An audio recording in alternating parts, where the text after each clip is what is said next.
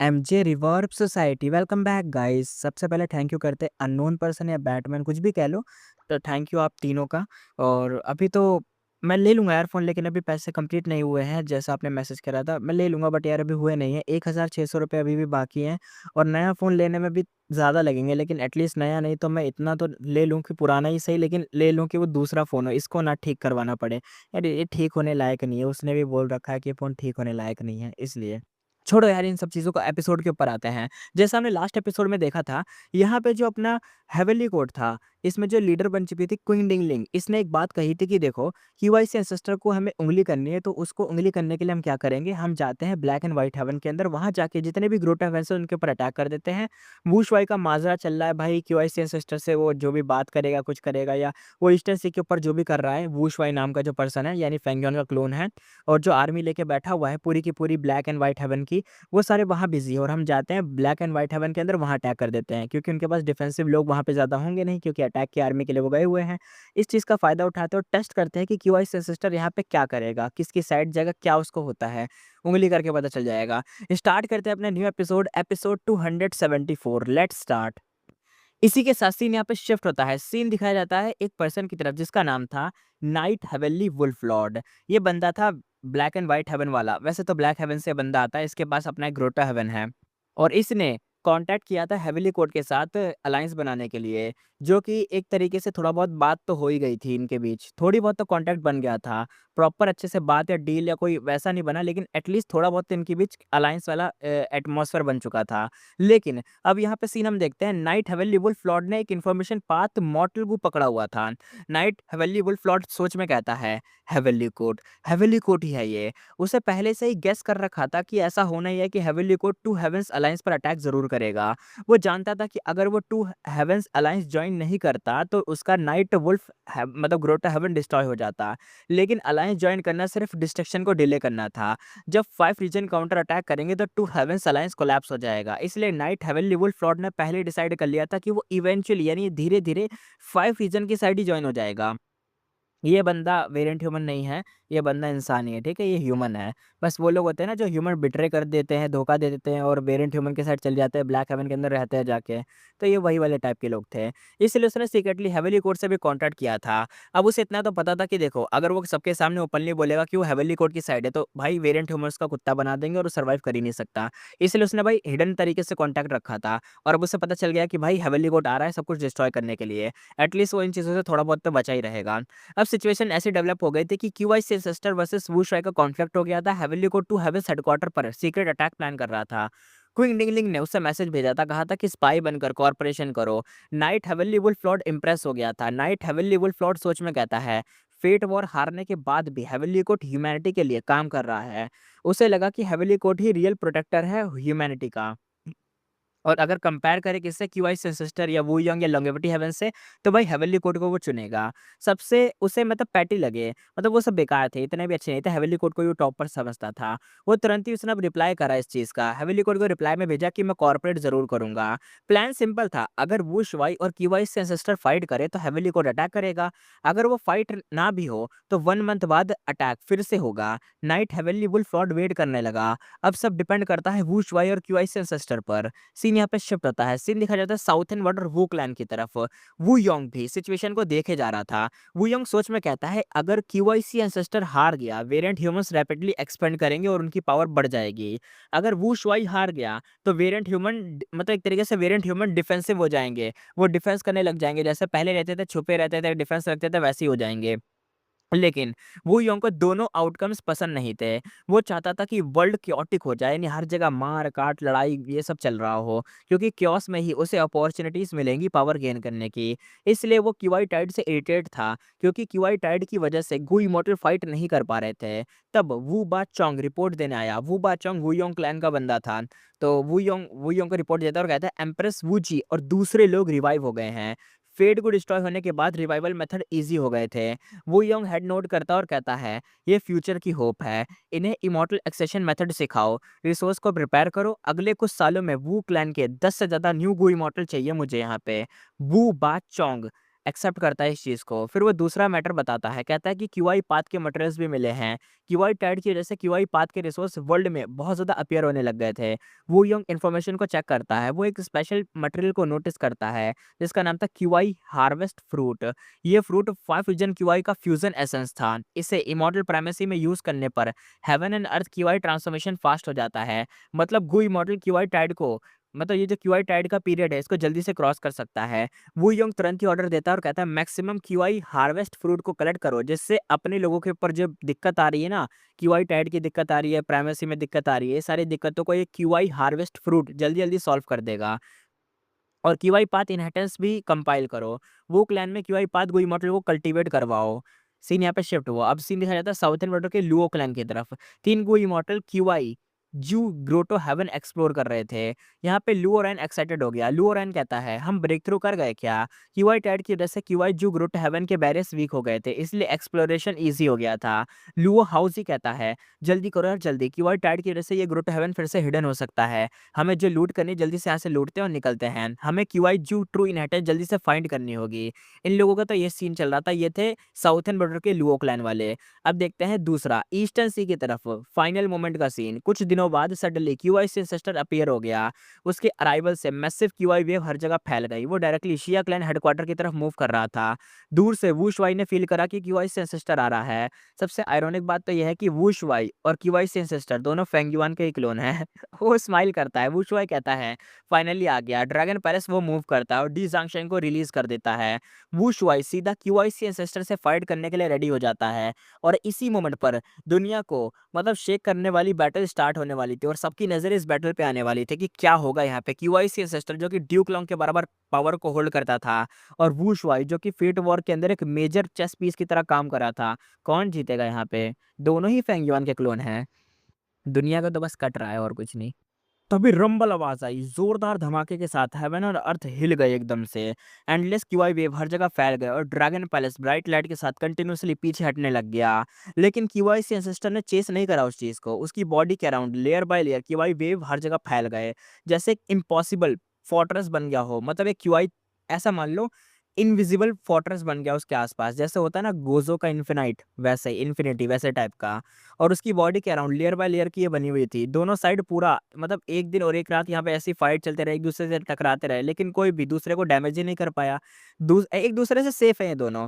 Battlefield के around countless गू immortals यहाँ पे देख रहे थे। ईस्टर्न सी के राइटियस पाथ वाले देख रहे थे, डेमोनिक पाथ वाले भी देख रहे थे, लोन इमोटल भी देख रहे थे, टू हेवंस की अलायंस भी इसको देख रहे थे। सब फाइट को ऑब्जर्व कर रहे थे। हुआ कायुन कहती है सीनियर क्यूआई से एंसेस्टर ट्रूली पावरफुल है। वू शुआई के अटैक्स बिल्कुल यूजलेस हो चुके हैं अपने एंसेस्टर के ऊपर। क्विंग ये अन कहता है लेकिन वू शुआई भी तो वीक थोड़ी ना है। सिर्फ रैंक 7 होने के बाद भी वो क्यूआई से एंसेस्टर से इवनली फाइट कर रहा है। हुआ काइयो ने जवाब देते हुए कहा अगर उसके पास ड्रैगन पैलेस ना होता ना वुशवाई के पास, तो उसकी कोई औकात नहीं थी कि वह इस एंसेस्टर के सामने।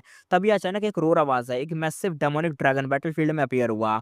माउंटेन जैसा जाइंट बॉडी था और ये था डी जांगशेंग। सब गो इमोर्टल शॉक हो गए। नंबर 1 इमोरल डेसोलेट बीस्ट यहाँ आ चुका था। सिर्फ देखकर ही डर लग रहा था। सबको पता था कि अब रियल फाइट स्टार्ट होगी, क्योंकि अब डी जांगशेंग, वुशवाई प्लस ड्रैगन पैलेस, ये 3 वर्सेस अकेला 3v1 करने वाला है क्यूआईसी एंसेस्टर। क्या मतलब क्यूआईसी एंसेस्टर गोजो बन चुका है और सामने सुकून माहोरागा। और उसका कौन-सा है वो अडैप्ट, क्या नाम था उसका एक और, तो यार मैं भूल गया, लेकिन जो भी है 3v1 चल रहा है यहाँ पे। डी ज़ांगशेंग रोर करता है और क्यूआईसी एंसेस्टर पर चार्ज कर जाता है। क्यूआईसी एंसेस्टर एकदम उसकी तरफ देखता है। वो दोनों हाथों को एकदम क्लैप मारता है हल्के की तरह और इंस्टेंटली क्यूआई करंट सुनामी की तरफ फैल जाते हैं। यहाँ पे ड्रैगन चार्ज करता है, आगे बढ़ता है, लेकिन जैसे ही वो क्यूआई करंट से टकराता है, वो जो वेव आ रही थी उससे जैसे ही ड्रैगन टकराता है, उसकी मूवमेंट वहीं रुक जाती है। ड्रैगन स्ट्रगल करने लग जाता है, फड़फड़ाने लग जाता है मछली की तरह। बॉडी ट्विस्ट होती रहती है, लेकिन एंडलेस क्यूआई का जो प्रेशर था उसे फोर्सफुली ग्राउंड पर दबाने लग जाता है। ऐसा लगता है स्पिरिचुअल प्रेशर लग रहा है उसके ऊपर। वो जमीन में धंसने लग जाता है। इविल ड्रैगन इसी वक्त पे सप्रेस हो चुका था। ये सीन देखकर सब गुइमोटर शॉक हो गए। यहाँ पे शेंग कोंग शेंग, कुंग ये अन और हुआ कायुन सब यहाँ पे खुश हो गए, लेकिन हेवनली कोड के जुन शेंग गुआंग और जाओ श्योंग शिन यहाँ पे चौंक गए थे। जुन शेंग गुआंग कहता है फेट वॉर में हेवनली कोर्ट के 2 ट्रांसफॉर्मेशन पाथ एक्सपर्ट भी डी ज़ांगशेन को स्टॉप नहीं कर पाए थे। क्यूआईसी एंसेस्टर ने उसे एकदम से सप्रेस कर दिया। यहाँ पे ज़ाओ शाओशिन एनालाइज़ करता है, हेवनली कोर्ट का बंदा था, कहता है कि ये स्ट्रेंज नहीं है यार। क्यूआईसी एंसेस्टर ने ड्यूक लोंग से इक्वल फाइट करी थी। इक्वल वर्ड समझते हो? इक्वल। लेकिन उसका नया किलर मूव प्रिमोडियल ओरिजिन वाला जो था, प्रिमोडियल क्यूआई वॉल जैसा लग रहा है।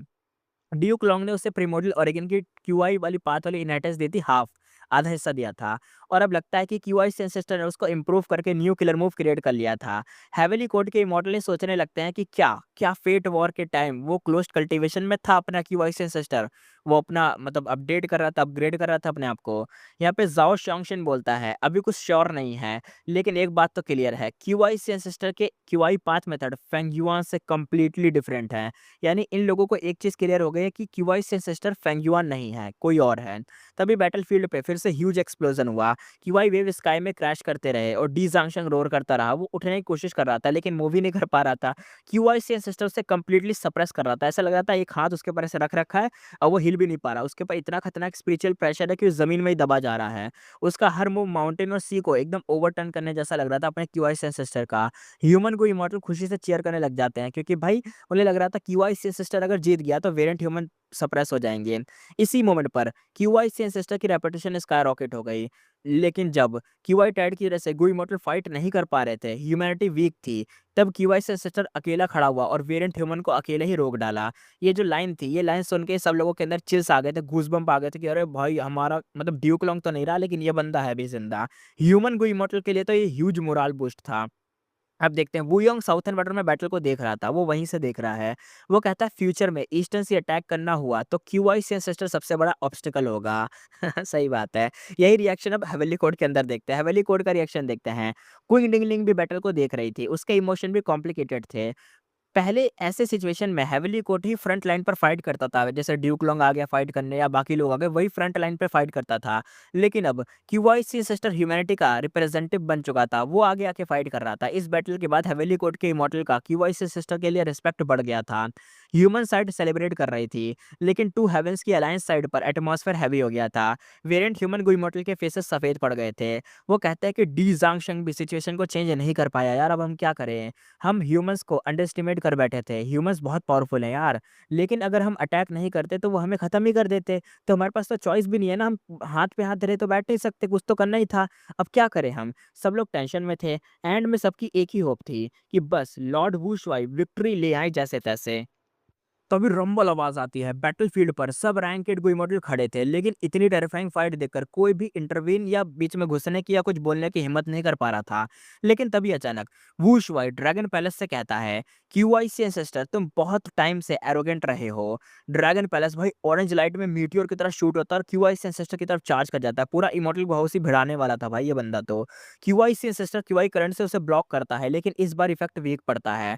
ड्रैगन पैलेस वेव को एकदम तोड़ते हुए आगे बढ़ता है। फिर वुशुआई ड्रीम पाथ किलर मूव को एक्टिवेट करता है।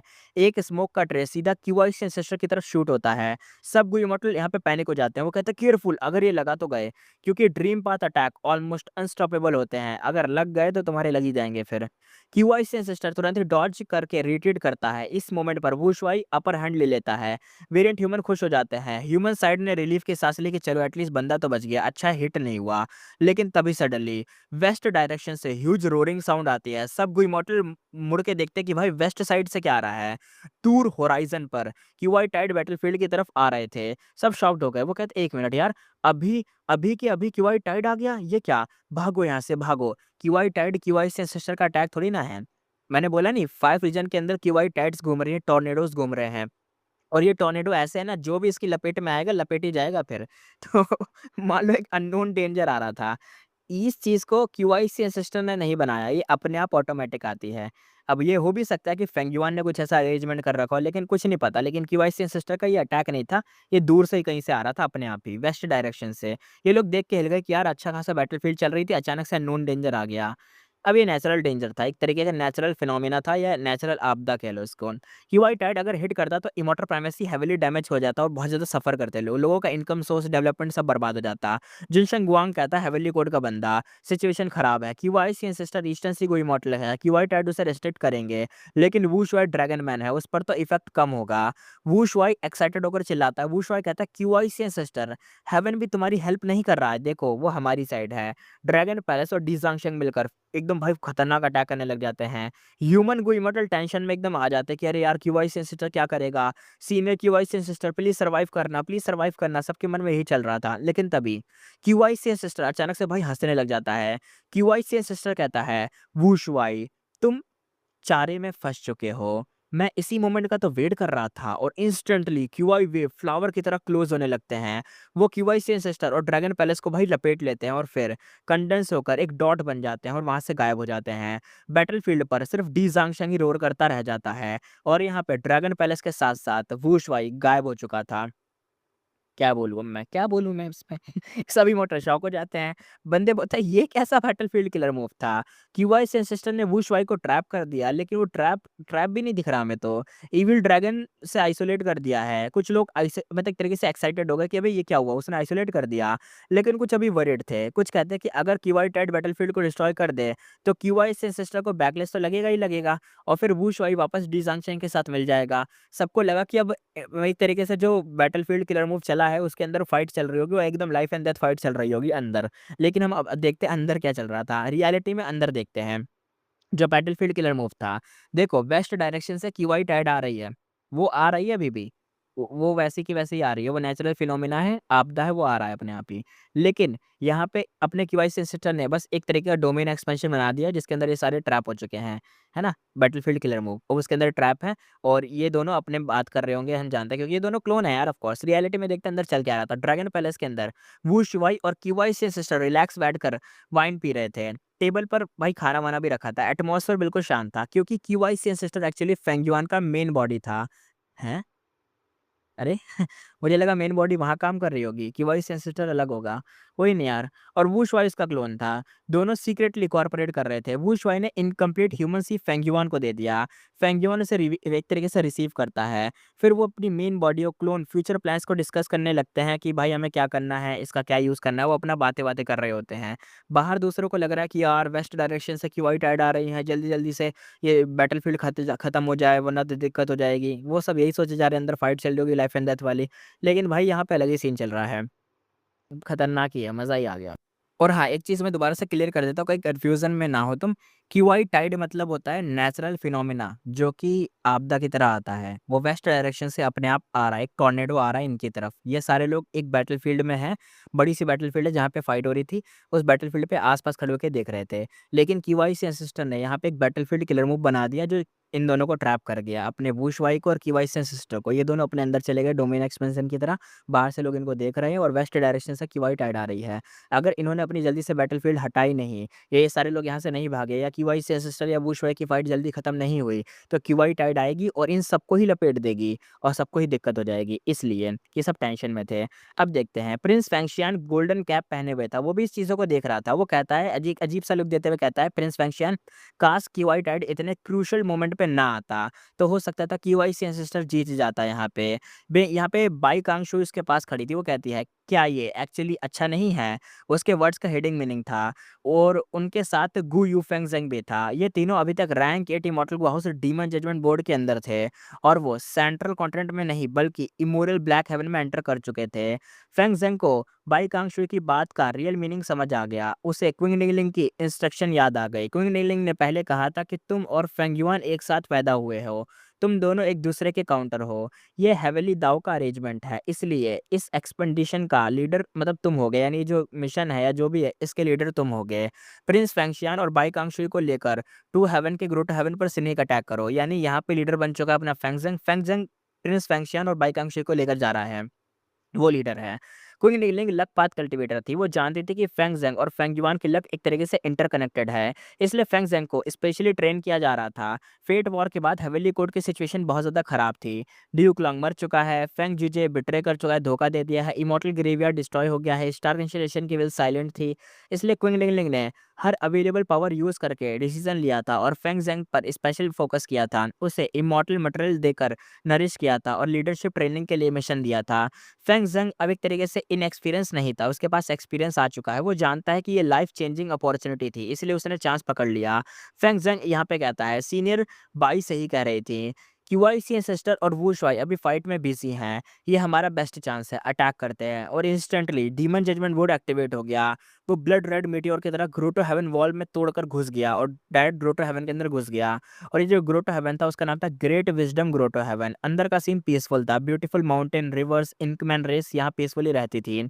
सिटीज एकदम फ्लरिश कर रही थी, लेकिन सडनली डीमन जजमेंट बोर्ड से ब्लड रेड लाइट पूरी वर्ल्ड में स्प्रेड हो गई, जो ग्रोटो हेवन था उसके वर्ल्ड में। ये एक इन्फॉर्मेशन पाथ किलर मूव था। जहाँ-जहाँ ये लाइट गई, सारी इन्फॉर्मेशन कलेक्ट हो गई और डीमन जजमेंट बोर्ड के अंदर इमॉर्टल के माइंड्स में सब फ्लो होने लग गया।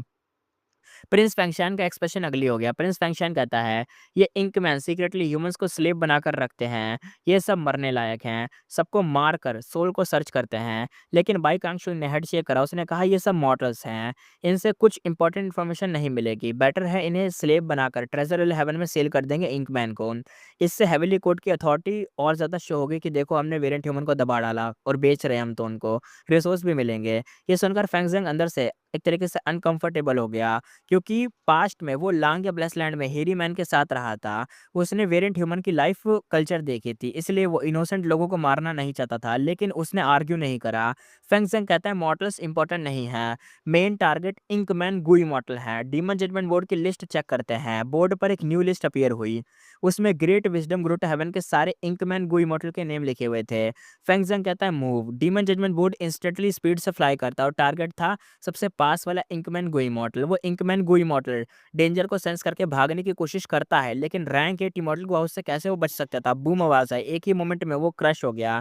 उसका सोल, ब्लड, बॉडी वॉडी सब एकदम भाई सब एकदम 2 हिस्सों में अलग हो गया और उसको कैप्चर भी कर लिया। फिर फेंग ज़ेंग और बाकी इमॉर्टल उसका सोल सर्च करते हैं।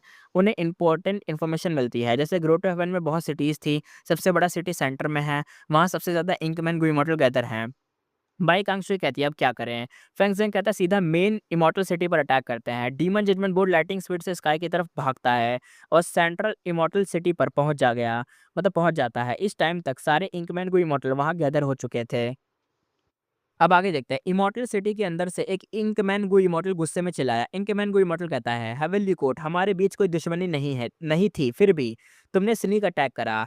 क्या तुम खुद को अभी भी राइटियस पाथ बोल सकते हो? प्रिंस फैंक्शन जोर से हंसने लग गया। प्रिंस फैंक्शन कहता है, हेवनली कोर्ट ह्यूमैनिटी की जस्टिस अपहोल्ड करता है, यानी ह्यूमैनिटी की साइड है। तुम तो इंकमैन हो, सब ईविल हो, तुम्हें तो यहाँ पे खत्म ही कर देना चाहिए। फेंग ज़ेंग ने सीधा एक्शन लिया और कहा, बहस का कोई फ़ायदा नहीं है। उसने डीमन जजमेंट बोर्ड को सीधा भाई क्रैश कर दिया और फुल एकदम घुसा दिया भाई अंदर। इंकमैन को इमॉर्टल चिल्लाए। इमॉर्टल कहते हैं, फिर तो हमारे ग्रेट विज़डम ग्रोटो हेवन की मेन फॉर्मेशन का टेस्ट तो तुम भी चखोगे। इंस्टेंटली ब्लैक फॉग पूरी की पूरी सिटी में ना फैल गया। डीमन जजमेंट बोर्ड फॉग के अंदर ट्रैप हो गया और डायरेक्शन भी नहीं मिल रही थी डीमन जजमेंट बोर्ड को। और सबसे डेंस फॉग इमॉर्टल हाउस के अंदर घुसने की कोशिश कर रहा था। फेंग ज़ेंग शांत था। उसने पहले ही प्रोबिंग किलर मूव यूज़ करा था और यहाँ पे ब्लड फेम फॉग को बर्न करते हुए आगे बढ़ रहा था। लेकिन कुछ टाइम बाद ब्लैक फॉग अडैप्ट हो गया फ्लेम से, यानी अब उसके ऊपर फ्लेम का असर नहीं हो रहा था और ब्लड फ्लेम ही डिवोवर करने लग गया। फेंग ज़ेंग ने कई अटैक ट्राई करे, लेकिन सब फेल हो गए। डीमन जजमेंट बोर्ड इधर से उधर घूमता रहा, लेकिन वो भाग नहीं पाया, एस्केप ही नहीं कर पाया यहाँ से। फिर यहाँ पे फेंग ज़ेंग ने डिसीजन लिया। उसने कहा, डीमन जजमेंट बोर्ड का स्ट्रॉन्गेस्ट डिस्ट्रक्शन अटैक एक्टिवेट करते हैं। उसने अटैक एक्टिवेट इस चीज़ को करा और कुछ ही मिनट में बहुत सारे इमॉर्टल एसेंस यहाँ पे कंज्यूम हो गए। फिर अचानक से ब्लैक फॉग यहाँ पे डिस्पेयर हो गया और डे लाइट वापस दिखने लग गया। लेकिन इमॉर्टल सिटी कंप्लीटली डिस्ट्रॉय हो चुकी थी। 1000 ली का एरिया यहाँ पे खंडर बन चुका था। Countless life form demon judgement board के अटैक से मर गए थे। इंकमैन गो इमॉर्टल में ऑलमोस्ट सब मर चुके थे। सिर्फ एक लास्ट इंकमैन गो इमॉर्टल बचा था, वो भी एकदम डाइंग स्टेट में था, मरने वाली स्टेट में था। वो नफरत भरी नज़र से डीमन जजमेंट बोर्ड को देख रहा था। इंकमैन गो इमॉर्टल कहता है, कितनी आयरनिक चीज़ है, great heavenly court blood path use कर रहा है। तुमने इनोसेंट लोगों को मास केयर किया, तुम ही असली डीमन पाथ वाले हो, डेमोनिक लोग हो। प्रिंस फैंक्शन ने एकदम कोल्ड आवाज़ में बोला, ब्लड पाथ सिर्फ एक मेथड है, तुम पर यूज़ करना ह्यूमैनिटी की राइटियसनेस है। इंकमैन गो इमॉर्टल ने लास्ट वर्ड बोले और कहा, हमारा ग्रोटो हेवन का मास्टर तुम्हें नहीं छोड़ेगा। और फिर वो यहाँ पे मर चुका था। फेंग ज़ेंग तो चौंक गया। फेंग ज़ेंग कहता है, "बस इतना ही? खत्म हो गया सब?" बाई कांगशुई स्माइल करती है और कहती है, "तुम सोच रहे हो ये फेट वॉर जैसा लॉन्ग बैटल चलेगा? ये फेट वॉर थोड़ी ना है, ये तो मर ही जाएँगे ना।" फेंग ज़ेंग को रियलाइज़ेशन हुआ कि फेट वॉर में वर्ल्ड के स्ट्रॉन्गेस्ट एक्सपर्ट फाइट कर रहे थे, लेकिन यहाँ पे वो रैंक 8 इमॉर्टल को हाउस से रैंक 6 और रैंक 7 इमॉर्टल को अटैक कर रहा था और मीट पेस्ट बना के खत्म ही कर दिया और फाइट इतनी जल्दी खत्म हो गई कि क्या बताएँ, बड़ी आराम से खत्म हो गई, ईज़िली फाइट खत्म हो गई। प्रिंस फेंगशन कहता है, बोर्ड लॉर्ड यानी फेंग ज़ेंग अब क्या करें? फेंग ज़ेंग सोचकर बोलता है कि ग्रोटो हेवन के रियल ओनर्स अभी ईस्टर्न सी में वू शुआई के साथ हैं। यहाँ फाइट ऑलरेडी विन हो चुकी है। हमें इस चांस का फुल यूज़ करना चाहिए। दूसरे ग्रोटो हेवन्स पर भी अटैक करते हैं। फिर उसने ऑर्डर दिया। यहाँ पे फेंग ज़ेंग कहता है, सीनियर बाई कांगशुई, आप यहाँ स्टे करके लूट इकट्ठा करो, लूटो यहाँ पे सब कुछ कलेक्ट करो। यहाँ पे फेंग ज़ेंग ने प्रिंस फेंगशियान को इंटरनली नहीं छोड़ा था क्योंकि वो ज़्यादा वायलेंट था। पता सॉरी इंटरनली कह रहा हूँ, इंटेंशनली नहीं छोड़ा था। वो चाहता तो वो खुद अकेला जाके बाकी जगह पे अटैक करता, लेकिन उसने प्रिंस फेंगशियान को अपने साथ रखा और यहाँ पे बस इस बंदे को छोड़ दिया, बाई कांगशुई को। बाई कांगशुई और प्रिंस फेंगशियान एक-दूसरे को देखकर सैटिस्फाइड हुए और उन्हें लगा फेंग ज़ेंग का लीडरशिप परफॉर्मेंस इंप्रेसिव है। बाई कांगशुई कहते हैं, "ठीक है, मैं यहाँ गार्ड करूँगी और लूटूँगी।" यहाँ पे फेंग ज़ेंग कहता है, "मैं एनिमीज़ को अंडरएस्टिमेट नहीं करूँगा।" फिर फेंग ज़ेंग ने प्रिंस फेंगशियान और दूसरे ग्रुप हेवन पर अटैक करने निकल गए। यानी फेंग ज़ेंग और प्रिंस फेंगशियान अब निकल चुके हैं। अब देखते हैं ईस्टर्न सी के साइड पर सीन शिफ्ट होता है कि व्हाइट हेड अभी खत्म मतलब अभी-अभी जस्ट खत्म हुआ था। सडनली ड्रैगन पैरेस यहाँ पे ना क्रैश करके शिया क्लैन हेडक्वार्टर में लैंड हुआ। वेरिएंट ह्यूमन को इमॉर्टल तुरंत ही गैदर हो गए। वो कहते हैं, "लॉर्ड वू शुआई वापस आ गए, वापस आ गए। बैटल का रिजल्ट क्या हुआ? हम जीते, हारे, क्या हुआ यहाँ पे?" उसने देखा कि वू शुआई भाई सफ़ेद एकदम चेहरा पड़ गया था, बॉडी पर ब्लड एकदम लगा हुआ था। वू शुआई कहता है, "क्यूआईसी एंसेस्टर पावरफुल है। मुझे क्लोज़ कल्टीवेशन में रिकवर करना होगा।" वेरिएंट ह्यूमन भाई पैनिक हो गए। तब वू शुआई कोल्डली कहता है, "टेंशन मत लो, मैंने ह्यूमन सी का मेजर पोर्शन यूज़ किया है। क्यूआईसी एंसेस्टर अब बहुत ज़्यादा इंजर्ड हो चुका है।" सबने रिलीफ की सांस ली। बैटल यहाँ पे ड्रॉ हो गई थी, मतलब खत्म हुई थी ड्रॉ पर, यानी कोई नहीं जीता था, ना तो वो जीता ना ये जीता। तभी अचानक से ग्रेट विज़डम इमॉर्टल मदर का फेस चेंज हो गया। वो शॉक में चिल्लाई। वो कहते हैं, ग्रेट विज़डम इमॉर्टल कहती है, "ओह नो! मेरा great wisdom grotto heaven attack हो गया है और वो ऑलमोस्ट डिस्ट्रॉय हो चुका है।" और भाई ये लाइन सुनते ही ग्रेट विज़डम इमॉर्टल मदर की जो लाइन थी, ये सुनते ही सारे के सारे वेरिएंट ह्यूमन को इमॉर्टल शॉक हो गए। थोड़ी देर में सब रिएक्ट करने लग गए। वो कहते हैं, "अरे यार! उन्हें बचाना होगा, ये हमारे हेडक्वार्टर्स हैं। ग्रेट विज़डम किसने अटैक करा है, नाम बताओ?" वो कहती है, "हेवनली कोर्ट अटैक करने वाले डीमन जजमेंट बोर्ड यूज़ कर रहे थे। हेवनली कोर्ट का रैंक 8 इमॉर्टल हाउस है।" ये सुनते ही सब गुस्से में आ गए। वो कहते हैं, "हैं! हेवनली कोर्ट वॉर डिक्लेयर किए बिना अटैक कर दिया। उनका राइटियसनेस होने का ड्रामा तो सब कुछ झूठ ही है।" कुछ वेरिएंट ह्यूमंस तो यहाँ पे कहने लग गए कि प्रिमोर्डियल ओरिजिन इमॉर्टल वल्नरेबल ही सबसे बेस्ट डीमन था। सबसे बेस्ट क्या, सबसे बड़ा डीमन था। तभी अचानक ग्रेट विज़डम इमॉर्टल मदर सीधा घुटनों पर गिर गई। वू शुआई को एकदम भाई देखने लग गई। ग्रेट विज़डम इमॉर्टल मदर कहती है, "लॉर्ड अलायंस लीडर, प्लीज़ हमारे लिए जस्टिस दीजिए।" और उसे पता चला कि मतलब ना जो वो great wisdom grotto heaven था ना, वो सेव नहीं कर सकते। यानी सब हम जानते हैं यार, वहाँ पे सब तबाह हो गया। अब इससे सब कुछ पता चल रहा है कि वहाँ पे सब तबाह हो चुका है। क्योंकि डीमन जजमेंट बोर्ड की एक ह्यूज ऑब्स्टेकल था, वो अकेले से लड़ नहीं सकते थे और सब तबाह भी वहाँ पे कर चुका था। और अगर वो जल्दी कुछ नहीं कर पाई तो पूरा का पूरा ग्रोटो हेवन ही नहीं बचेगा बेसिकली। अंदर तो खंडर बन ही चुका है, सब कुछ लुट भी चुका है, लेकिन यार वो भी नहीं बचेगा। मतलब छत ही चली जाएगी सर के ऊपर से, वही बात आ जाएगी। और उनके अंदर हेवनली कोर्ट के रैंक 8 एक्सपर्ट भी होंगे, तो उनसे भी लड़ना पड़ेगा। तो वो शुआई से हेल्प माँग रही थी। वो शुआई का फेस सीरियस हो गया। वो कहता है, "ग्रेट विज़डम उठ जाओ, तुम हमारे अलायंस का पार्ट हो। अगर हेवनली कोर्ट ने तुम पर अटैक किया है तो हम रिवेंज लेंगे।" ग्रेट विज़डम इमॉर्टल मदर को थोड़ा-सा रिलीफ की सांस ली। उसने तुरंत ही पूछा कि हम कब मतलब यहाँ से कब निकलेंगे? वो शुआई कामली डिस्कस करने लगता है और कहता है, "सिचुएशन सिंपल नहीं है। ग्रेट विज़डम को सेव करना ज़रूरी है, लेकिन हमें ईस्टर्न सी में शिया क्लैन की टेरिटरी भी तो डिफेंड करनी है। क्यूआईसी एंसेस्टर और ईस्टर्न सी राइटियस पाथ रे एक तरीके से रिटेलिएशन करेंगे। लकीली मरमेन ओपनली इन्वॉल्व नहीं हुए हैं। फ्यूचर बैटल में मरमेन इंपीरियल कोर्ट सीक्रेटली स्पाइस की तरह हेल्प करेगा।" तभी आइस क्रिस्टल इमॉर्टल मोनार्क खड़ा हुआ। आइस क्रिस्टल इमॉर्टल मोनार्क कहता है, "अलायंस लीडर, मैं शिया क्लैन हेडक्वार्टर को डिफेंड करूंगा। अगर ईस्टर्न सी राइटियस पाथ आए, मैं मरने तक डिफेंड करूंगा। आने दो उनको, मैं यहाँ पे डिफेंड करूंगा। क्यूआई सिस्टर भी आया, मैं उससे लड़ूंगा। आप जाओ, आप ब्लैक हेवन के अंदर जाओ और हेवनली कोर्ट से फाइट करो, यहाँ पे मैं हूँ। उसकी हीरोइक बात भाई लग रही थी खतरनाक वाली, लेकिन भाई उसके दिल में अलग ही प्लान था। वो सोच रहा था कि हेवनली कोर्ट से डायरेक्ट क्लैश अवॉइड ही करना है, क्योंकि उसके बस की नहीं थी हेवनली कोर्ट से फाइट करना। वो एक बार को ईस्टर्न सी से फाइट कर लेगा अपना ये जो क्या कहते हैं आइस क्रिस्टल इमॉर्टल मोनार्क, लेकिन हेवनली कोर्ट से नहीं। बाकी वेरिएंट ह्यूमन भी इंटरनली वही सोच रहे थे, लेकिन आइस क्रिस्टल इमॉर्टल मोनार्क सबसे पहले बोल गया था। वूश भाई इम्प्रेस होने का एक्टिंग करता है और कहता है, आइस क्रिस्टल तुम हमारे अलायंस के स्ट्रॉन्गेस्ट जनरल में से एक हो। मुझे तुम पर भरोसा है। मैं इंजरीज को रिकवर करने के बाद आऊंगा, तब तक तुम शिया क्लैन की टेरिटरी को डिफेंड करोगे। ये सुनकर ये जो ग्रेट विज़डम इमॉर्टल मदर थी और भी ज़्यादा एंग्जायटी में आ गई। उसे लगा कि कोई भी रेस्क्यू टाइमिंग डिस्कस नहीं कर रहा है, यानी वहाँ जाने की टाइमिंग को बता नहीं रहा है। वो फिर अर्जेंटली कहती है कि अलायंस लीडर टाइम नहीं है, प्लीज़ जल्दी चलिए। वुशवाई कहता है क्यूआईसी सिस्टर के साथ बैटल में मुझे सीरियस इंजरीज हुई हैं। मेरा ड्रैगन मैन बॉडी नॉर्मल नहीं है। मुझे उसे क्रिएट करते वक्त बहुत रेयर इमॉर्टल मटेरियल यूज़ करने पड़े थे, इसलिए हीलिंग भी बहुत एक्सपेंसिव होगी। अभी मेरे पास रिक्वायर्ड मटेरियल नहीं है। मुझे ट्रेजर हेवन में परचेज करना पड़ेगा। Great wisdom immortal mother suspicious हुई, लेकिन सिचुएशन में वो क्वेश्चन नहीं कर सकती थी। वो पूछती है, कितने मटेरियल चाहिए आपको? वुशवाई एक लॉन्ग लिस्ट बोल देता है। सब वेरिएंट ह्यूमन को इमॉर्टल शॉक में एकदम सांस खींचने लग जाते हैं, क्योंकि कॉस्ट एक्सट्रीमली ह्यूज थी। Great wisdom immortal mother shocked हो जाती है और कहती है, लॉर्ड अलायंस लीडर का बॉडी इतना एक्सपेंसिव है क्या? तब गू ट्राइब लीडर तुरंत ही बोलता है कि मैं कंफर्म करता हूँ, हमारे कई लोग ड्रैगन मैन बने हैं।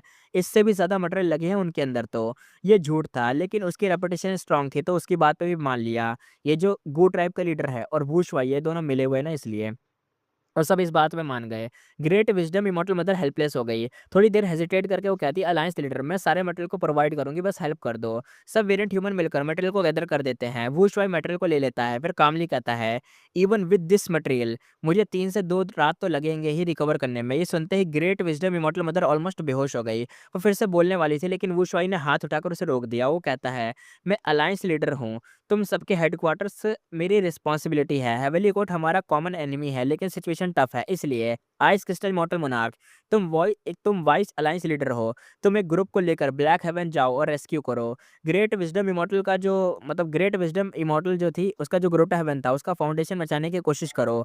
Ice crystal immortal monarch shock हो गया। उसे पहले लग रहा था कि वो बच जाएगा, वो यहाँ आके आराम से डिफेंड करेगा, ब्लैक हेवन जाना नहीं पड़ेगा, हेवेली कोर्ट से फाइट नहीं करनी पड़ेगी, अपना वुशुआई जाएगा। लेकिन भाई वुशुआई ने इसे चाल में भी फँसा दिया और वुशुआई का फ़ायदा भी हो गया मटेरियल लेके। उसे लगा कि रिस्पॉन्सिबिलिटी उस पर आ जाएगी। वो हेल्पलेस होकर कहता है, आइस क्रिस्टल इमॉर्टल मोनार्क मैं जाऊँगा, लेकिन वो कहता है अपना आइस क्रिस्टल इमॉर्टल मोनार्क कि मैं जाऊँगा, लेकिन मेरी स्ट्रेंथ वहाँ पे बहुत कम है, मैं फाइट कैसे करूँगा? मिशन फेल हो सकता है। अलायंस लीडर मुझे प्लीज़ ना मुझे ना ड्रैगन पैलेस को थोड़ी देर के लिए दे दीजिए। उससे मैं मिशन कंप्लीट कर सकता हूँ। वो शायद तुरंत ही मना कर देता है और कहता है, ड्रैगन पैलेस नहीं दे सकता, मुझे हीलिंग के लिए चाहिए। आइस क्रिस्टल इमॉर्टल मोनार्क चुप हो गया। सिचुएशन और भी ऑकवर्ड हो गई। वुशुआई का एक्सप्रेशन सडनली यहाँ पे सीरियस हो गया। वुशुआई कहता है, सिचुएशन अर्जेंट है। ग्रेट विज़डम इमॉर्टल जो है ना, उसका जो ग्रोटा हेवन है, सिर्फ पहला टारगेट है। कल को तुम सबके ग्रोटा हेवन भी अटैक हो सकते हैं। मैं अलायंस लीडर हूँ, इसलिए हेल्प कर रहा हूँ। अगर मैं ना होता तो क्या तुम सब हेवनली कोर्ट के सामने सरेंडर ही कर देते? फिर उसने ऑर्डर दिया। अपने वुशुआई ने कहा, आइस क्रिस्टल इमॉर्टल मोनार्क तुरंत जाओ यहाँ से। तुम यहाँ से 5 इमॉर्टल गू लेके जाओ, गू इमॉर्टल को लेके जाओ, सिलेक्ट करो और रेस्क्यू मिशन पर निकल जाओ। सॉरी, इमॉर्टल गू नहीं, इमॉर्टल गू मास्टर्स, ओके? बंदे लेके जाने हैं तुम्हें 5। आइस क्रिस्टल इमॉर्टल मोनार्क पर हेवी प्रेशर आ गया। वो मजबूरी में हेड झुकाता है, ऑर्डर को एक्सेप्ट करता है। वो करीबन 5 रैंक 8 के गो इमॉर्टल को चूज़ करता है। ये सब उसके ही क्लोज़ अलाइज़ थे, क्योंकि हेवेली कोर्ट से फाइट करना बहुत ही ज़्यादा डेंजरस चीज़ थी। लेकिन जैसे ही वो लोग मूव करने वाले थे, great wisdom immortal mother suddenly freeze हो गई। फिर एकदम होपलेस टोन में कहती है, लेट हो गया। मेरा great wisdom grotto heaven completely destroy हो गया है। सब गो इमॉर्टल एक साथ शॉक हो गए। ग्रेट विज़डम इमॉर्टल मदर फिर से वुशुआई के सामने घुटनों पर गिर गई। वो रोती हुई कहती है, अलायंस लीडर प्लीज़ रिवेंज लीजिएगा। हमारी रेस क्विन कुन क्रिस्टल वॉल फ्रेगमेंट कलेक्ट कर रही थी। अभी 50% से ज़्यादा फ्रेगमेंट हमारे पास थे। अगर और 10% मिल जाते तो हम अपनी इंकमैन रेस की रेशियल इनहेरिटेंस को अनलॉक कर सकते थे। उसने इंटेंशनली रेशियल इनहेरिटेंस को रिवील कर दिया। गोल क्लियर था कि बेनिफिट्स दिखाकर वुशुआई को मोटिवेट करेगी कि वुशुआई हमारा साथ दे दे। ये सुनते ही बाकी गुई मॉडल की आइज़ यहाँ पे शाइन करने लग गई। तभी एक और गुई मॉडल पैनिक में चिल्लाया, ओह नो! मेरा ग्रुट हेवन भी हेवेली कोर्ट अटैक कर रहा है। जल्दी से हेल्प करो। सिचुएशन और ज़्यादा क्योटिक हो गई। वुशुआई ने आइस क्रिस्टल इमॉर्टल मोनार्क को कोल्ड स्टेयर दिया और कहा, अभी खड़े किस बात पे हो? इमरजेंसी है, तुरंत निकल जाओ। आइस क्रिस्टल इमॉर्टल मोनार्क अपने दाँतों को दबाता है और फिर कुछ गू इमॉर्टल को लेकर ब्लैक हेवन की तरफ चला जाता है। ग्रेट विज़डम इमॉर्टल मदर भी उनके साथ चली जाती है और एक और विक्टिम गू इमॉर्टल भी जॉइन करता है जिसके ऊपर अभी जस्ट अटैक हुआ था। ड्रैगन पैलेस में सब मतलब ड्रैगन पैलेस में अब आधे से ज़्यादा मतलब आधे से भी कम गू इमॉर्टल बच गए थे, बाकी सारे निकल चुके थे। बाकी सबके फेसेस भी अगली हो गए थे। सबको फ़ियर था कि नेक्स्ट टारगेट हमारा ग्रोट हेवन भी हो सकता है। वुशु युगेन इन्हें इग्नोर कर देता है। वो ऑर्डर देता है और कहता है शिया क्लैन टेरिटरी को डिफेंड करो यहाँ पे जो लोग बचे हों। फिर ड्रैगन पैलेस का डोर बंद करके अपनी फेक इंजरीज़ को ट्रीट करने लगता है। सीन यहाँ पे शिफ्ट होता है। Night heavenly wolf lord quietly सब कुछ ऑब्जर्व कर रहा था। उसके माइंड में थॉट्स चल रहे थे। नाइट हेवनली वुल्फ लॉर्ड सोच में कहता है, ये वेरिएंट ह्यूमन गो इमॉर्टल हमारा मैच ही नहीं है। नॉर्मल टाइम से ये लोग बस एक दूसरे से ही इंटरेक्ट करते मतलब इंटरेक्ट ही नहीं करते थे, थोड़ा बहुत बात करते थे, कुछ होता था, लेकिन इनके अंदर फाइट का एक्सपीरियंस बिल्कुल नहीं है। दिमाग नहीं है, चोमू लोग हैं ये। सब एक दूसरे से सीक्रेटली हाइड रहते थे। ऐसी ऐसी मतलब एक तरीके से ऐसी मान लो ऐसे डिसयूनिटी से कुछ बड़ा अचीव हो ही नहीं सकता। ये लोग यूनिटी में थोड़ी ना है, देख रहे हो कि एक दूसरे को साथ लाने के लिए अपना ऑफर देते रहे हैं कि मेरा ये ले लो, वो ले लो, तब जाके मेरे साथ आ जाओ, तब जाके वो जा भी रहे हैं। मतलब ये ना एक तरीके से डिसयूनिटी है। ये लोग यूनाइट थोड़ी ना है। देखो एक्सेप्शन देखो, अपने ह्यूमंस देखो, ह्यूमन चाहे किसी भी रीजन का हो, लेकिन जब बात आती है वेरिएंट ह्यूमन से फाइट करने की तो पांचों के पांच एक ही हो जाते हैं। ऐसा बस वूयोंग को छोड़ के, वूयोंग के तो अलग ही प्लान है। आगे देखते हैं। चाहे अलायंस बना भी लें, ये लोग यूनाइटेड ही नहीं होते। हेवनली कोड जॉइन करने का डिसीजन बिल्कुल सही था भाई अपने नाइट वुल्फ हेवनली लॉर्ड का। ये बंदा ब्लैक हेवन का बंदा था, वेरिएंट ह्यूमन का साथ ही था, लेकिन इसे धोखा दे दिया और ये हेवनली कोड के साथ था, नाइट हेवनली वुल्फ लॉर्ड। बाद में वो सीक्रेटली हेवनली कोड को रिपोर्ट भेज देता है। वो शुआई के अलायंस एग्रीमेंट में इन्फॉर्मेशन पाथ रेस्ट्रिक्शंस थे, लेकिन ये जो हेवनली वुल्फ लॉर्ड था, उसकी बॉडी से दाव मार्क ऑलरेडी रिमूव हो चुके थे ये वाले, तो इसलिए उसके ऊपर वो जो धोखा देने का कोई बैकलैश लगा नहीं। और सीन यहाँ पे शिफ्ट हुआ। हेवनली कोर्ट के अंदर रिपोर्ट आती है। सेंट्रल ग्रेट हॉल में क्विंग निलिंग को ये इन्फॉर्मेशन मिल गई थी। उसने सोचा और फिर डिसीजन लिया। वो ईस्टर्न सी राइटिस पाथ को इन्फॉर्म नहीं करेगी। इंस्टेंट उसने फेंग जेंग को इन्फॉर्म कर दिया। फेंग जेंग अभी सेकंड ग्रोट हेवन पे अटैक कर रहा था। एनिमीज हाइड हो गए थे। उसने नेक्स्ट टारगेट को हिट करना था। इसलिए उसने डिसीजन लिया और कहा प्रिंस फेंगशन यहाँ क्लीन अप करेगा और फेंग जेंग डीमन जजमेंट बोर्ड लेकर थर्ड ग्रोट हेवन पे अटैक करेगा। सीन यहाँ पे शिफ्ट हुआ। ईस्टर्न सी क्यूआईसी में देखते हैं। क्यूआईसी सिस्टर भाई सफेद फेस के साथ बैठा था। उसके सामने शिया रूजी ईस्टर्न सी राइटर्स पाथ रिप्रेजेंटेटिव लोग बैठे थे, सब प्रेजेंट थे। क्यूआईसी सिस्टर कामली पूछता और कहता है बैटल के स्टार्ट में मेरा अपर हैंड था, लेकिन वुशवाई ने एक ह्यूमन पाथ मेथड यूज किया। उसे countless flying human figure create हुए। वुशवाई ने बोला कि ये शिया क्लैन की फाउंडेशन है। क्या ये आर्टिफिशियल स्केड्यूल डोमेन ह्यूमन सी है क्या? देखते हैं, दोबारा बंदा अपना पूछता है और दोबारा कहता है वू शुआई ने जो ह्यूमन पाथ यूज करा था ना, क्या वो तुम्हारे शिया क्लैन का ह्यूमन सी है? ये सुनते ही शिया रूजी शॉक हो गई।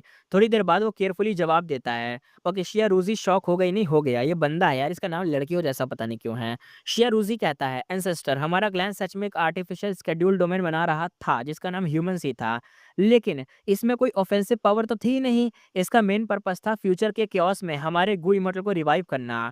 शिया रूजी ने सब कुछ क्लियरली नहीं बताया, लेकिन झूठ भी नहीं बोला। ह्यूमन सी का रियल पर्पस था कि सिया क्लैन के डेड गु इमॉर्टल को रिवाइव करना। फ्यूचर में अगर कोई इमॉर्टल बैटलफील्ड में मर जाता तो ह्यूमन सी में रिवाइव हो सकता था। इमॉर्टल गु और रिसोर्स लूज हो जाते, लेकिन कल्टीवेशन लेवल और प्राइमल सी दोनों बच जाते और बंदा भी बच जाता। इसी वजह से फ्यूचर में शिया क्लैन बहुत फेमस हुआ था। क्यूआईसी सिस्टर बियर्ड को अपने सहलाता और बियर्ड को सहलाते हुए कहता है, तो इसका मतलब है वू शुआई ने तुम्हारे क्लैन का मतलब तुम्हारे क्लैन पर अटैक किया ह्यूमन सी की वजह से। सब शिया क्लैन इमॉर्टल एक दूसरे को देखते रह गए। शिया रूजी यहाँ पे कहता है शायद इन्फॉर्मेशन लीक हो गई होगी, लेकिन ह्यूमन सी अभी कंप्लीट हुआ ही नहीं था। क्यूआई सेंसेटर सीरियस टोन में कहता है अगर वू शुआई के पास इनकम्प्लीट ह्यूमन सी है तो अगर वो उसे कंप्लीट कर ले, उसका ह्यूमन पाथ किलर मूव और भी पावरफुल हो जाएगा। शिया रूजिया फोर्स स्माइल के साथ कहता है सिस्टर टेंशन की बात नहीं है। ह्यूमन सी का मेथड सिर्फ हमारे क्लैन के टॉप एल्डर्स को पता है। वो सब यहीं पर हैं, कोई ट्रेटर नहीं हो सकता।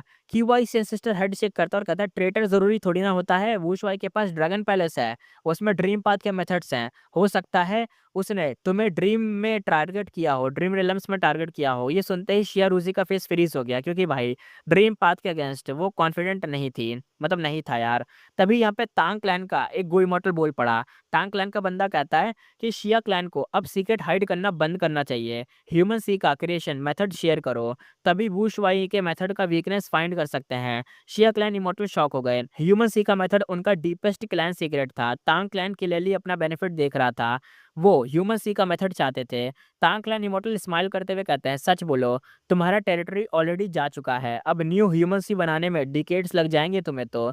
अभी मोस्ट इंपॉर्टेंट क्या है? वुश वाई का ह्यूमन पाथ किलर मूव को ब्रेक करना। अगर वो सॉल्व हो गया तो तुम अपना होमलैंड वापस ले सकते हो, अपनी जो जमीन है वो वापस ले सकते हो। शिया क्लैन इमोर्टल गुस्से में एकदम दांत दबा लिए, लेकिन टांग क्लैन की बात में लॉजिक भी सही था।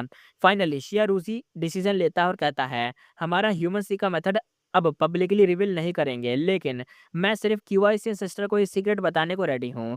शिया रूजी का गोल क्लियर था कि वो क्यूआईसी सिस्टर का फेवर चाहता है, क्योंकि शिया क्लैन की होप सिर्फ उस पर थी। वो बाकी लोगों को नहीं बताएगा, ना तांग क्लैन को, ना बाकी राइटियस पाथ या जो भी ईस्टर्न सी बंदा, किसी को नहीं बताएगा।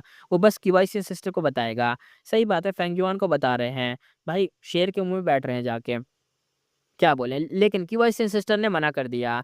क्यूआईसी सिस्टर कहता है, मुझे सिर्फ सिचुएशन कंफर्म करनी थी। ह्यूमन पाथ में मेरी फाउंडेशन नहीं है। मेथड मिल भी गया तो मैं वुशवाई का मूव रिड्यूस नहीं कर सकता। फिर क्यूआईसी सिस्टर सीरियस टोन में कहता है, वुशवाई ड्रैगन मैन है, two heavens alliance mostly variant human है, वो 5 रीजन के पब्लिक एनिमीज हैं, इसलिए मैं उन्हें रोकूंगा। सब इमॉर्टल एक साथ बोलते हैं, एंसेस्टर राइटियस हैं। राइटियस बात तो बोली गई है, अब देखते हैं आगे अपना एंसेस्टर कहता है, लेकिन अभी मुझे एक बैटल इंजरी रिकवर करनी होगी। वुशवाई भी बहुत ज़्यादा इंजर्ड हो गया, मैंने उसे बहुत ज़्यादा इंजरी दी है, इसलिए कुछ टाइम तक वो अटैक करेगा ही नहीं। चिंता की बात नहीं है।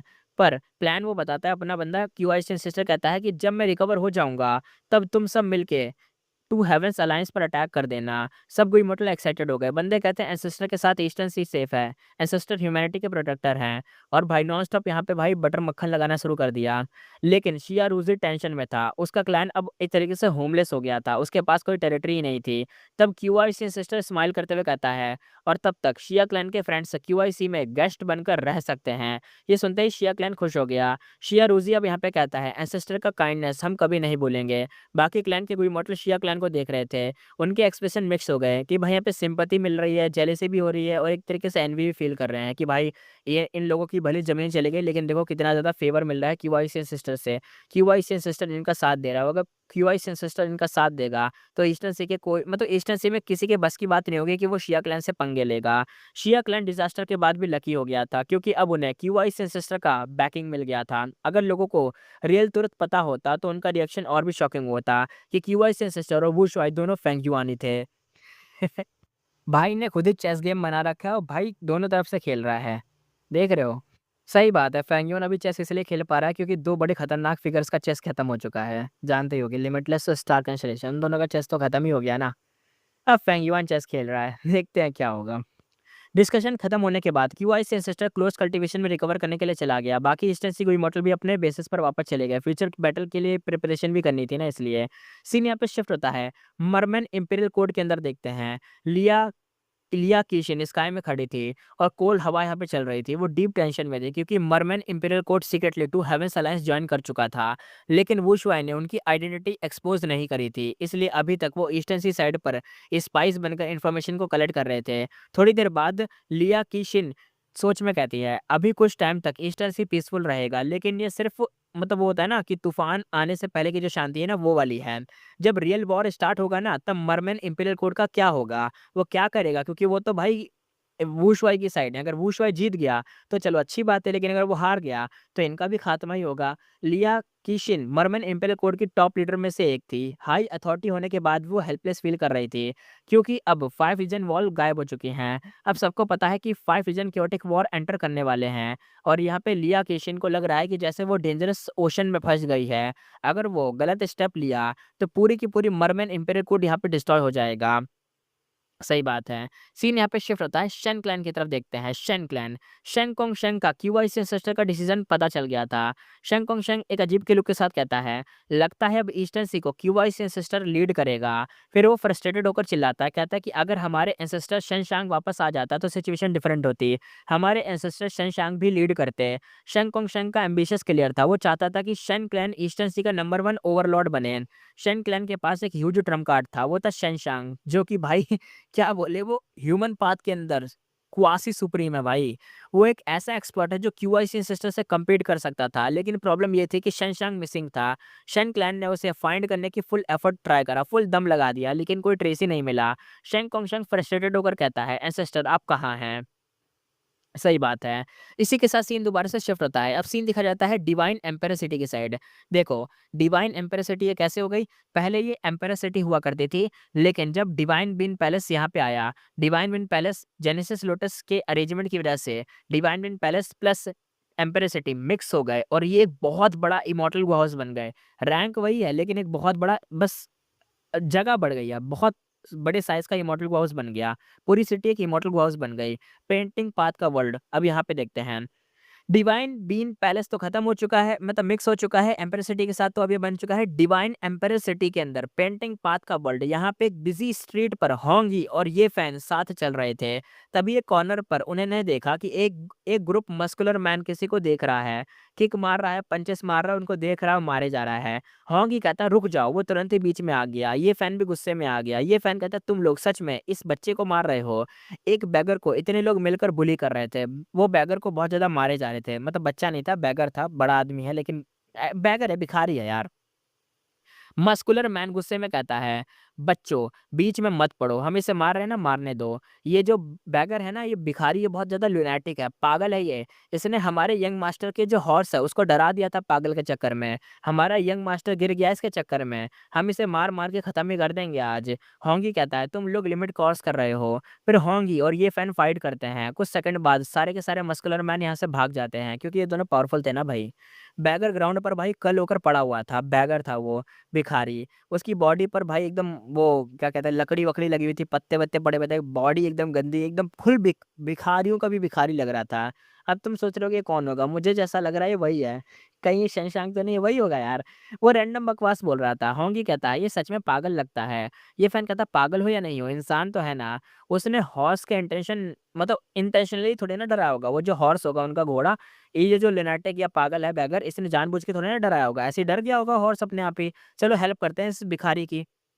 दोनों से क्वाइटली मतलब एक जगह पे ले गए और उसके पास कुछ बंस रख दिए कि भाई ये भिखारी है, कुछ खा लेगा। फिर वहाँ से चले गए। लेकिन जैसे ही वो लोग गए, ये जो बैगर था, भिखारी था, सडनली एकदम से सही हो गया। वो कन्फ्यूज़ हो गया बैगर। मतलब भिखारी कहता है, "मैं कहाँ हूँ?" फिर वो गुस्से में एकदम अपने मन-मन में कुछ कहने लग गया। भिखारी कहता है, "डैम! ब्लैक फायर फिर से कंट्रोल से बाहर हो गया था। मैं फिर से पागल हो गया था क्या?" ये भिखारी और कोई नहीं था। ये वही पर्सन था जिसे शेन क्लैन डेस्परेटली सर्च कर रहा था। ये था शेंग कोंगशेंग की होप, शेंग क्लैन का एंसेस्टर, और यही वो बंदा था जो क्वासी सुप्रीम था, क्वासी सुप्रीम ह्यूमन पाथ का शेंगशांग।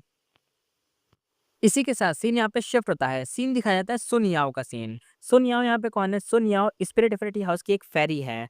पहले यहाँ पे ना फेंग जिंग वांग जाने वाली थी हेवनली कोड में जॉइन होने वाली थी फेंग जिंग वांग। लेकिन भाई फेंग जिंग वांग का जो बाप था फेंग जीजे, उसने धोखा दे दिया, इसलिए फेंग जिंग वांग को इस लिस्ट से मतलब चाहते तो नहीं थे निकालना, लेकिन भाई स्पिरिट एफिनिटी हाउस के अंदर वो जो दुश्मन है, दो लोग कपल, उन दोनों ने मिल के चाले चल के फेंग जिंग वांग का नाम लिस्ट से हटवा दिया और उसने सुन याओ का नाम लिया है।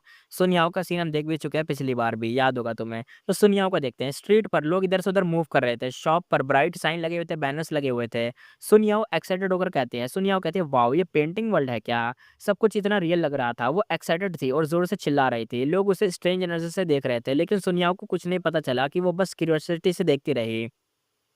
सुन याओ स्पिरिट एफिनिटी हाउस की वो मास्टर थी। उसे सेक्ट ने गुई मोटर सीड सेलेक्ट किया था। ओरिजिनली ये पोजीशन फेंग जिंग वांग की थी, लेकिन फेंग जुजे के धोखा देने के बाद से क्विंग निंगलिंग हेजिटेट हुई। इसलिए सुन याओ को रियो एक तरीके से न्यू कैंडिडेट बना दिया गया। सेक्ट ने बस पेंटिंग वर्ल्ड का बैकग्राउंड बताया था, उसे यहाँ भेज दिया। सुन याओ स्ट्रीट पर घूमते हुए शॉप्स को एक्सप्लोर करने लग गई। कैंडी खरीदी, खाते हुए घूम रही थी। उसने देखा कि paper cutting artist red pepper से बटरफ्लाइज बना रहे थे। थिएटर में ओपेरा चल रहा था। दो स्ट्रॉन्ग मैन चेस्ट पर स्टोन स्मैश कर रहे थे। उसके लिए सब कुछ न्यू और एक्साइटिंग था। तभी किसी ने उसके शोल्डर पर टैप करा। सुन याओ मुड़कर देखती है। एक हॉनेस्ट लुकिंग यंग मैन खड़ा था। वो ऑकवर्ड स्माइल कर रहा था। यंग मैन कहता है, "क्या तुम 10 ग्रेट एसर सेक्ट से हो?" सुन याओ शॉक हो गई। सुन याओ कहते हैं, "सीनियर ब्रदर आप भी?" यंग मैन हैंड अप करते हुए इंट्रोड्यूस करता है। यंग मैन कहता है, "मैं चेंग दा जियांग हूँ, वाइंड क्लाउड मैनर से।" सुन याओ तुरंत ही ग्रीट करते हैं और कहते हैं, "सीनियर ब्रदर चेन।" चेन डा जियांग वाइंड क्लाउड मैनर का नंबर 1 डिसाइपल था। सुन याओ उसका नाम पहले से सुन चुकी थी। दोनों बात करने लग गए। सुनियाओ कहती है सीनियर ब्रदर चेन, सेक्टर ने हमें यहाँ भेजा है ट्रेनिंग के लिए, लेकिन प्लान क्या है? यहाँ करना क्या है? चेन डा जियांग कहता है मुझे भी नहीं पता। मुझे लगा कल्टीवेशन की गाइडेंस मिलेगी, लेकिन कोई एक तरीके से अरेंजमेंट है ही नहीं यहाँ पे। दोनों को कोई आंसर नहीं मिला था यहाँ पे करना क्या है, इसलिए डिसाइड किया कि साथ में एक्सप्लोर करेंगे। थोड़ी देर बाद वो एक स्ट्रीट पर यानी एक गली में पहुँच गए। यहाँ सीन कंप्लीटली डिफरेंट था। हर जगह भूखे लोग और भिखारी थे, और लोग कॉर्नर पर बैठे हुए थे। वो अपना कटोरा लेके भीख माँग रहे थे। यहाँ पे भिखारी कहते हैं कि प्लीज़ खाना दे दो, मेरी माँ ने 3 दिन से कुछ नहीं खाया। दूसरा भिखारी कहता है कि प्लीज़ मेरी हेल्प कर दो। इस स्ट्रीट के रिच लोग उन्हें इग्नोर करके निकल रहे थे। सुन याओ शॉक्ड हो गई। सुन याओ कहती है बस 2 मतलब यही 2 मतलब स्ट्रीट है, डिफरेंस है। यहाँ इतनी एक तरीके से मतलब भिखारी लोग बैठे हैं, और बाहर की जो स्ट्रीट है, बाहर की गलियाँ हैं, वहाँ पे देखो कितनी साफ-सुथरी हैं, वहाँ कितना बढ़िया लाइवली माहौल है, और यहाँ तो सारे भिखारी हैं। चंग डा जियांग एक्सप्लेन करते हुए कहता है ये डिवाइन एम्पायर सिटी का पेंटिंग वर्ल्ड है। हिस्ट्री के अलग-अलग इवेंट एक पेंटिंग में मर्ज हो रहे हैं। लगता है ये सिटी का फेमाइन पीरियड है। Famine period. Sun Yao sympathy feel करते हुए कहती है ये लोग रियल नहीं हैं, फिर भी बहुत ही ज़्यादा पिटीफुल लग रहे हैं, कितने गरीब हैं। मैं इनकी हेल्प करना चाहती हूँ। चंग डांग जियांग स्माइल करता है। चंग डा जियांग कहता है मुझे भी सेम ही लगता है हेल्प करना। चलो साथ में हेल्प करते हैं। सुन याओ एक्साइटेड हो गई। दोनों कहते हैं दोनों प्राइमरी स्टोन दे देते हैं, और कुछ पॉरेज बन्स खरीदते हैं, बेगर्स को फूड कर देते हैं, डिस्ट्रीब्यूट देते हैं, सब कुछ करते हैं। लोग यहाँ पे जो भी भिखारी लोग थे ग्रेटफुल हो गए। बेगर्स कहते हैं थैंक यू बेनिफैक्टर्स। दूसरा कहता है हम कभी नहीं भूलेंगे। तभी एक शार्प सी वॉइस सुनाई देती है। एक आवाज़ कहती है तुम लोग क्या कर रहे हो? सुन याओ और चंगदा जियांग मुड़कर देखते हैं। एक एरोगेंट गू मास्टर व्हाइट रोब में आ रहा था।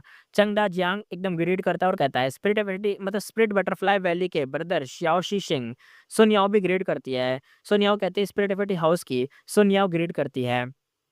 दोनों अपने-अपने बारे में बताते हैं इसको।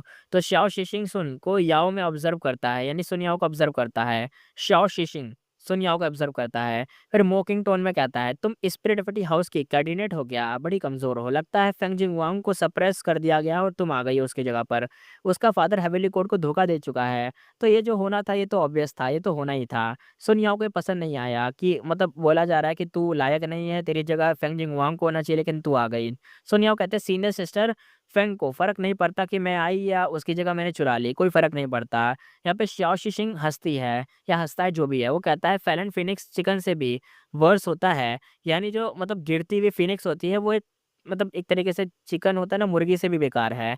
फिर यहाँ पे भिखारी की तरफ देखकर कहता है, अपना शाओ शिशिंग कहता है, "तुम लोग सिर्फ़ फ़ेक लोगों की हेल्प कर रहे हो, टाइम वेस्ट कर रहे हो।" चैंग दा जियांग कामली रिप्लाई करते हुए कहता है, "बस हेल्प करना चाहते थे, वो हमने कर दिया, अब चाहे फ़ेक हो, रियल हो, क्या फ़र्क पड़ता है?" शाओ शिशिंग यहाँ पे डिस्डेन हेड शेक करते हुए कहता है, "तुम लोग इस जर्नी का रियल पर्पस नहीं जानते।"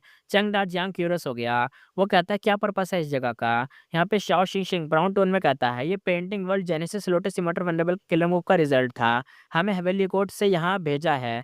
यहाँ का मेन गोल है ह्यूमन पाथ कल्टीवेशन। इस वर्ल्ड के गू मास्टर भी मेनली ह्यूमन पाथ कल्टीवेटर करते हैं। जो ह्यूमन पाथ गू वॉर्म यहाँ मिलते हैं, वो रियल वर्ल्ड में यूज़ हो सकते हैं।" सोनिया यहाँ पे सरप्राइज़ हो गई।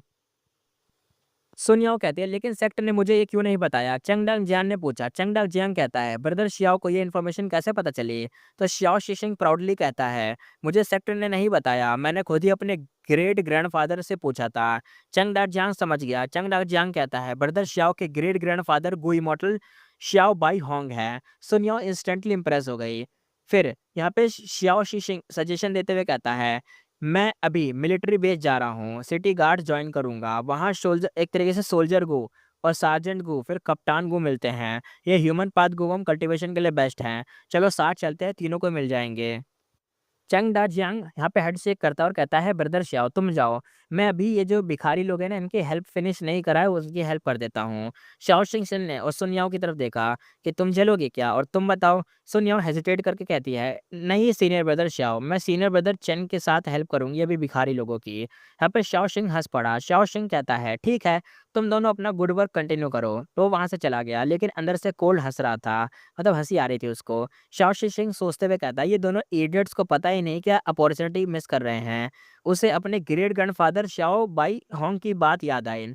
शाओ बाई होंग जो कि ग्रेट ग्रैंडफादर थे उसके, उसने कहा था कि शीशोंग पेंटिंग वर्ल्ड का ये ट्रिप अनइमेजिनेबल अपॉर्चुनिटीज़ वाला है। अगर चांस मिला तो तुम जेनेसिस लोटस इमॉर्टल वल्नरेबल के ट्रू इनहेरिटेंस पा सकते हो और शायद डिवाइन एम्परर सिटी के लॉर्ड भी बन सकते हो। इस चांस को पकड़ना ही होगा। याद रखो तुम फर्स्ट बैच हो, बाद में हेवनली कोर्ट के रैंक 6 वो इमॉर्टल को भी भेजा जाएगा। वो सब भी एलीट्स होंगे, इसलिए जल्दी से एडवांटेज बिल्ड करो। तुम जाओ सबसे पहले सब कुछ देख लो। अंदर इमॉर्टल्स और मॉर्टल्स बेसिकली इक्वल हैं। रूल्स को फॉलो करना पड़ता है वहाँ। ये वर्ड्स याद आते ही शाओशिंग का हार्ट एकदम फास्ट बीट करता है। ये लाइफ का सबसे बड़ा चांस था उसके लिए। वो नेचुरली इसे ग्रैब करना चाहता था। सुन याओ और चंग डांग जियांग ये सीक्रेट पता नहीं था उनको।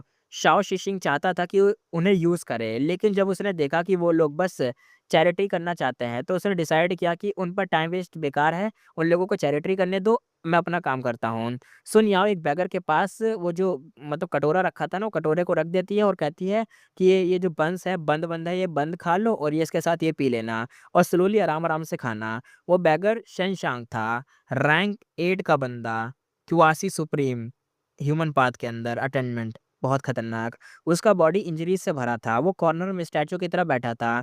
सुन याओ ने उसे मतलब उस पर ज़्यादा अटेंशन नहीं दिया, उसके लिए सारे के सारे भिखारी सेम थे। वो हेल्प ग्रैटिट्यूड के लिए नहीं कर रही थी, लेकिन शेंग सब कुछ देख रहा था, उसकी आइज़ में शार्प लाइट थी। वो सुन याओ को देखता है, फिर दूर जा रहे शाओ शिंगशिंग को देखता है। शेन शांग सोच में कहता है, ये सब हेवनली कोर्ट के कोई इमॉर्टल सीड्स हैं, आगे जाके ये सब इमॉर्टल्स बनेंगे। ग्रेट एरा के लिए हेवनली कोर्ट ने लॉन्ग टर्म प्लान बनाया है। फिर उसने शाओ शिशिंग के बारे में सोचा। शेनशांग सोच में कहता है कि Shao by Hong short sighted बंदा था, यानी मतलब कम नज़रों वाला बंदा था, यानी छोटी आज का ही सोचता था, लॉन्ग नज़र वाला नहीं था, लॉन्ग टर्म विज़न नहीं था उसका।